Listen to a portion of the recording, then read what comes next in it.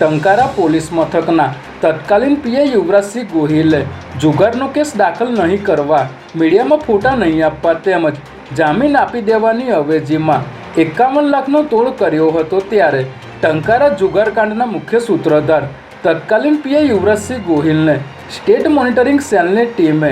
આદિપુરથી ઝડપી લીધો હતો। આ અંગે તપાસ અધિકારી ડીવાયએસપી વીએમ રબારીએ જણાવ્યું હતું કે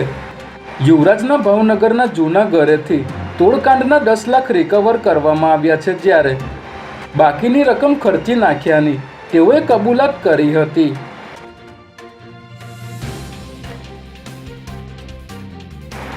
ગાંધીનગરના ચિલોડા પોલીસ સ્ટેશનમાં કાર્યરત પોલીસ કોન્સ્ટેબલ યુવરાજસિંહ નારુકા લાંચ લેતા રંગે હાથે ઝડપાઈ ગયો છે, જેમાં આરોપી કોન્સ્ટેબલે ફરિયાદીના પતિને દારૂના કેસમાં વોન્ટેડ બતાવીને 3 લાખની માંગ કરી હતી અને રકઝકના અંતે 1.10 લાખ લેવાના નક્કી કર્યા હતા। ત્યારે ફરિયાદીએ એસીબીનો સંપર્ક કરી ફરિયાદ આપતા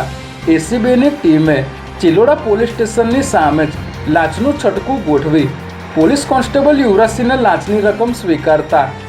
રંગે હાથ ઝડપી લીધો હતો।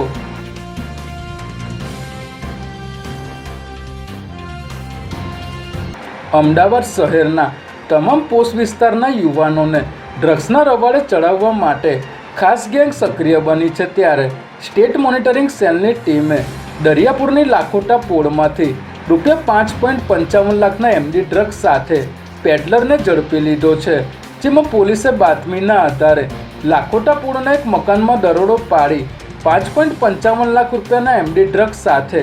મુસ્તાક હુસેન શેખને ઝડપી લીધો હતો, જ્યારે તે આ ડ્રગ્સ અકીબ અહેમદ પાસેથી લાવ્યો હોવાનું કબૂલતા પોલીસે તેને ઝડપી લેવા ચક્રો ગતિમાન કર્યા છે।